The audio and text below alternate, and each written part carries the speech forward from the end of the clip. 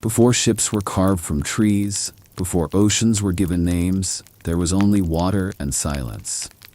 In that silence, somewhere far beyond the stars known to man, there lived an island no map could hold. No ink could bind it. They say the island does not appear, it remembers. And when it remembers you, the sea calls. A whisper in your dreams, a chill beneath your skin, the smell of salt when there is no wind. The old ones spoke of it only in riddles. The place where thunder breathes and the horizon bends inward. A girl once dreamt of that place. She awoke with sand in her mouth and a word on her tongue she had never spoken. She spent her life painting that island, not with color but with ash and bone. The island was not found, it chose her. And so it begins, not with a sail, not with a scream, but with a drumbeat, echoing beneath the waves. Long before men feared storms, they feared stillness. And in the stillness beyond the edge of known tides, there waited an island, not lost, not hidden, but remembering. It remembers the footfalls of ancestors who came not to conquer, but to kneel. They came without flags, without names. Carried by stars and silence, they found the shore when the island wished to be found. There, they built nothing at first, only listened. The trees spoke in rustles, the rocks wept with old heat, and the sea whispered in a voice that knew their blood. So they stayed, not as owners, but as those chosen to remember. Every wind told them where to fish, every flame taught them when to pray.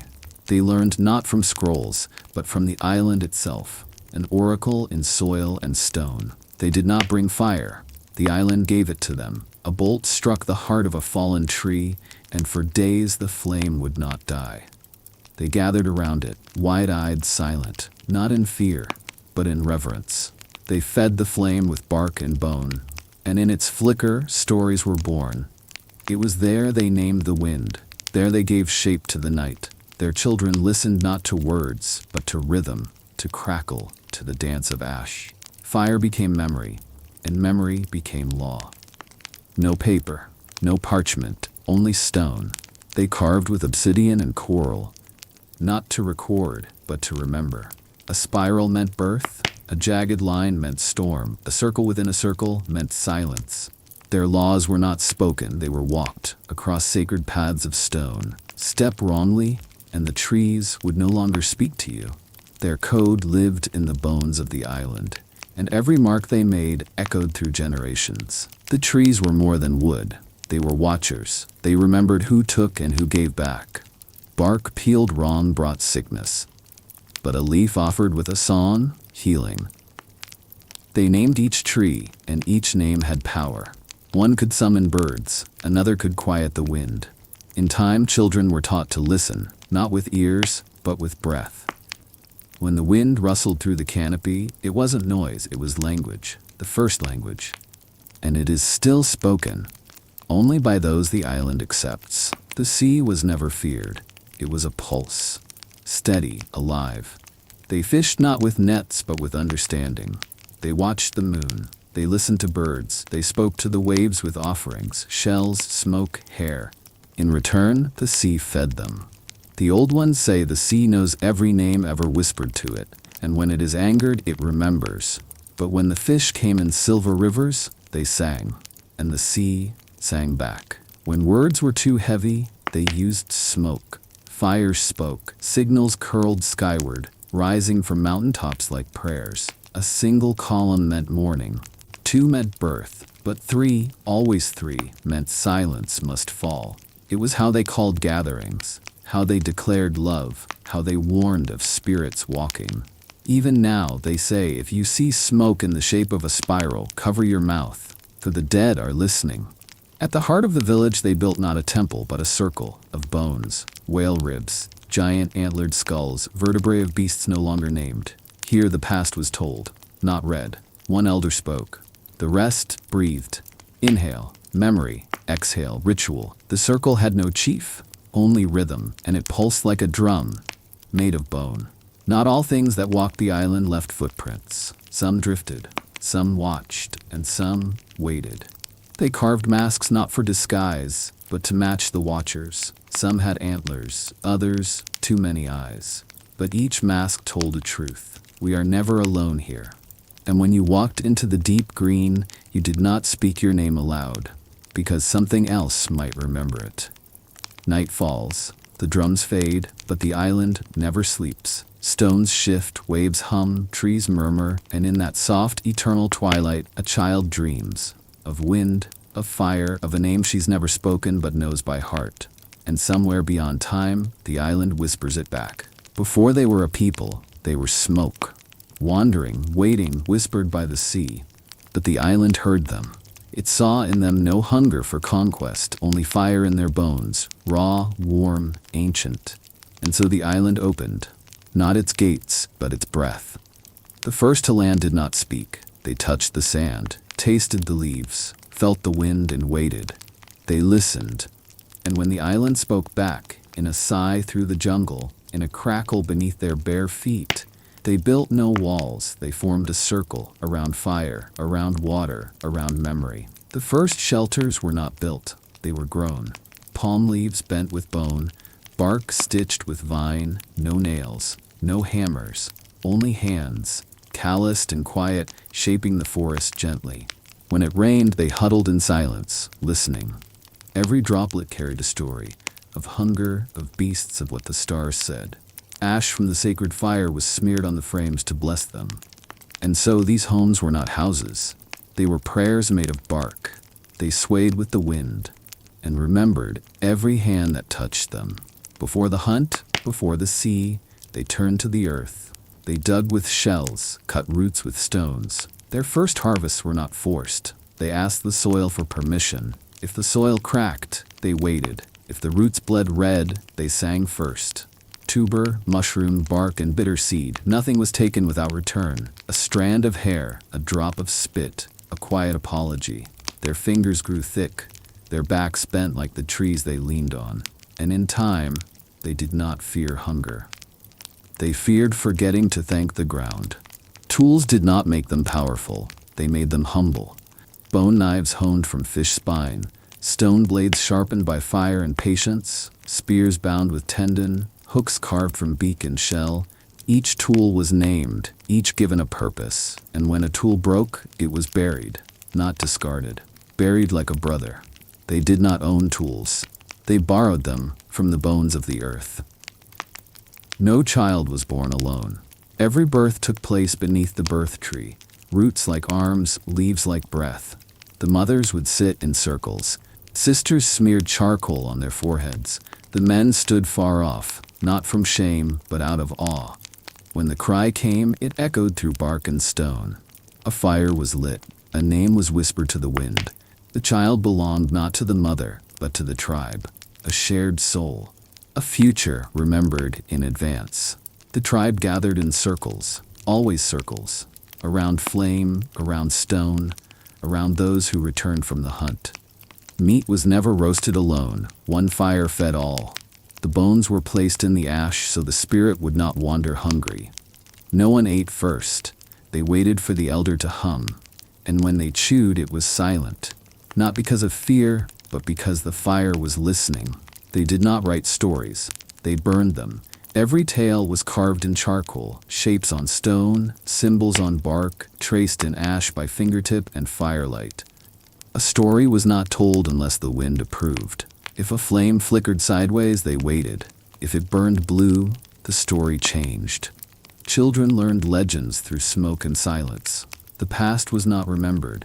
It was relived, again and again, in firelight that danced like memory itself. In the forest, silence was the first tool. They moved like shadows, no drums, no war cries. They painted their faces with mud and fern, wore bark and moss as skin, spears of stone, traps made of vine and gravity. When they killed, they wept. When they failed, they prayed. The forest watched always. It punished greed. It rewarded patience. No hunter was great, only humble. The sea was not water. It was skin, soft, scarred, sacred. They walked its edge barefoot, listening. The waves told them when to fish. The birds showed where to cast bone hooks. Some dove with only a stone for weight, others hummed to lure the squid. They painted their bodies with crushed coral and shark oil. The sea gave, but it also marked. Every child who bled in the water bore a new name. The tribe was no longer wanderers. They were breath, breathed by the island. Every tree bore their marks. Every fire remembered their songs. They danced not to celebrate, but to become rain, to become stone, to melt into the soil that whispered their names. And in that becoming, they were not many, they were one. Every tribe has gods, but this tribe had watchers. The tallest mountain on the island bore no snow, no trees, only a face, carved not by hands but by fire, wind, and time. They believed it watched them. When the fire below rumbled, they sang. When the smoke turned black, they wept. They never climbed it, never pointed, only left gifts, dried fruit, broken arrows, pieces of themselves. Because the mountain was not a god. It was a memory that judged. The river was female. They called her Sulan, the whisperer. She spoke not in words, but in bends, currents, and foam. When fish swam upstream, she was joyful. When the water ran bitter, the tribe knew death was near. Her banks were sacred. No blood spilled there, not even in war. If you stepped in without permission, she would pull your name from your chest. Only the river keeper could speak to her, and only in silence. Hunger was not just an ache, it was a being. They called it Kuro. It lived between meals, beneath roots, behind shadows. When harvests failed, it walked among them. Not to harm, but to remind that taking too much awakens the hollow. So they left portions untouched, placed food in fire before eating. They believed Kuro fed on greed, and if kept full, he would sleep. When a child was born, a name was not given, it was flown. The Zari bird carried the spirit of names. White feathers, red eyes, never seen, only heard at dawn. A newborn's first breath was held until the cry of Zari echoed from the trees. Only then was the name spoken. If Zari did not cry, the child remained unnamed, watched more closely. Because not all names are meant to be born. Every tribe member carved a mask. Not to wear, but to bury. The mask was made in secret. No one saw it but the carver. It held what they feared, what they would not say aloud. When death came, the mask was exhumed and burned, so no spirit could hold them, so their face would be free. The tribe did not write history, they dreamt it. The dreamers, chosen children, slept on beds of bone. Not all returned. Those who did, painted what they saw on stone walls with red dust and crushed teeth. Visions of beasts, of falling stars, of hands reaching from underground. Their dreams became warnings, rituals, and law. No chief overruled a dream. In the dry season, they did not pray for rain. They called it the rain eaters. Naked, ash-covered men and women would climb to the cliffs. There they swallowed bitter roots, danced until foam poured from their lips. And if thunder answered, the island was pleased. If not, the tribe waited, silent and still. For too much asking is louder than need. Beneath the roots, under stone and fire, lives the oldest spirit. Not God, not devil, only hunger wrapped in silence. Once every few generations, the ground shakes. The caves howl, then silence. The tribe leaves offerings, smoke, teeth, drums, not to awaken it, but to let it sleep one generation more. When one was lost, to sea, to jungle, or to madness, the tribe did not search. They released feathers. Each feather was a thought, a hope, a whisper. If the wind carried it far, the soul was free. If it fell nearby, the name was never spoken again. The island does not speak often, but when it does, everything listens. The sea retreats, the birds vanish, the wind stops mid-breath, and in that stillness, they feel it.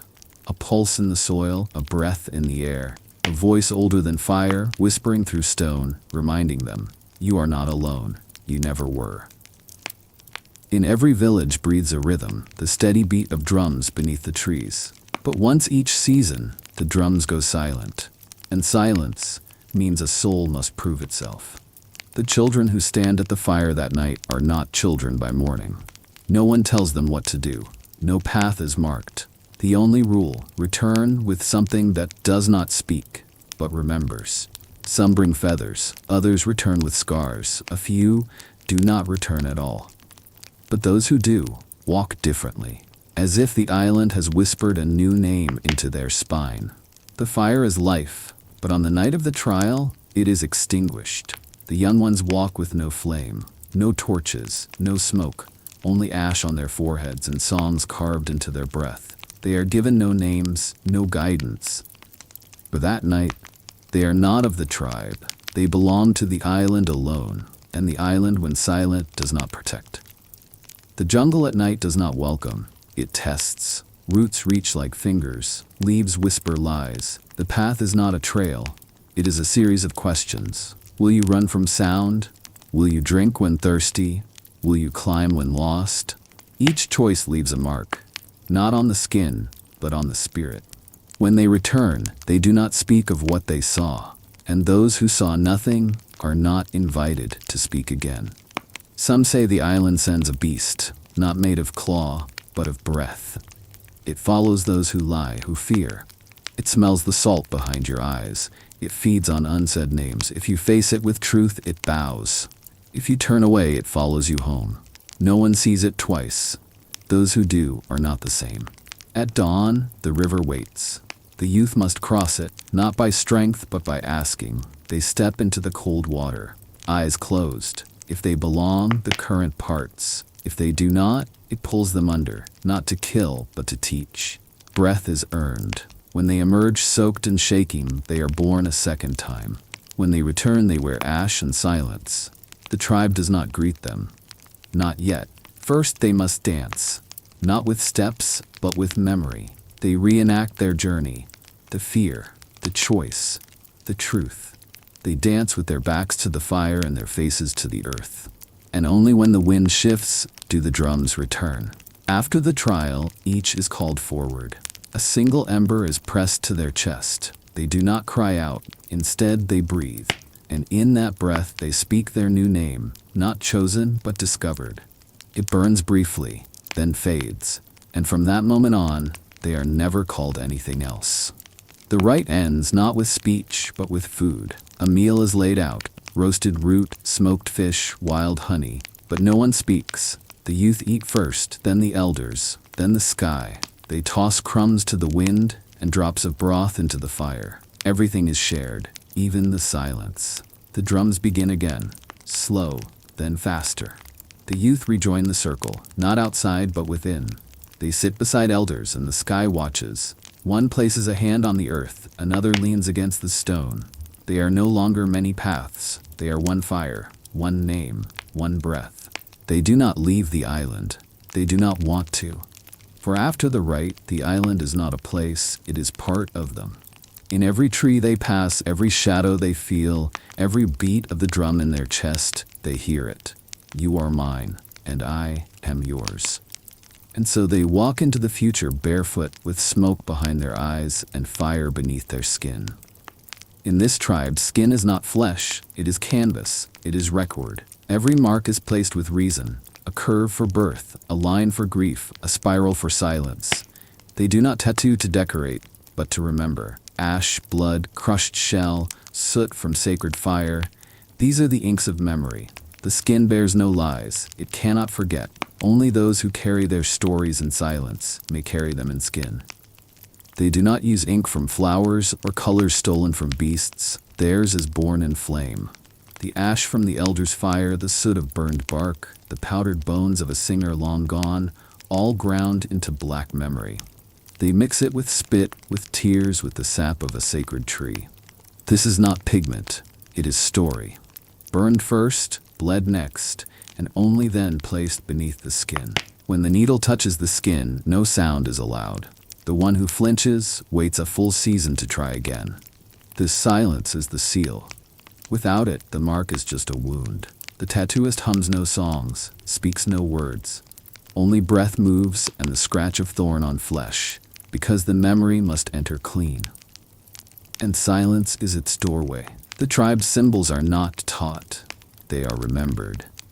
No one knows when the first spiral was carved, or the meaning of the mark shaped like broken waves. They are passed in bone, not breath. Children trace them in the sand before they know how to speak. Elders say the marks are not made by hand, but by the island itself. through them, and so they never change the shapes, because to change them would be to forget who they are. Some marks are not ink, they are cut. On the chest, on the arms, across the back like branches. These are not for pride. They are promises. Every warrior takes them after loss. When a brother falls, when a storm breaks a canoe, when the river takes a child, they do not cry, they bleed. And when the wounds heal, they wear the sorrow with honor. Some choose to carry all their life on their arms. A child's handprint, the shell of the first fish caught, the broken line of a lost love. Each layer added only after fire, failure, or birth. Their arms become books. Read by touch, in the dark by lovers, in the smoke by spirits. No arm is alike, and no mark is without story. No one is born with a marked face. The face must be earned. When a voice becomes the tribe's voice, when hands have buried more than they've held, then and only then may the forehead be marked. The eyes encircled, the lips framed. It is not beauty, it is burden, drawn in black fire. Not all marks are forever. Some are painted, for war, for storms, for the hunt. White ash across the chest, black lines down the arms, circles of red around the eyes. They move through trees like spirits. When the paint fades, the story ends. But the spirits they borrowed. Remember, healers carry the opposite of warriors. Where others bear scars of blood, they wear curves of breath. A wave on the shoulder, a leaf near the neck, a spiral over the heart. They are marked not in trials but in touch. Every person they've healed, every wound they've closed, leaves a mark, traced later in the dark by another healer's hand. Their skin becomes a living record of mercy. When the tribe grows old and memories begin to fade, the skin remembers. Names may be lost. Voices fall silent, but on their backs, their arms, their faces, the stories live. Even after the body returns to ash, the skin, dried, wrapped, honored, is kept, hung above the fire, whispered to by children. Because in this tribe, skin is not just skin. It is memory, and memory does not die.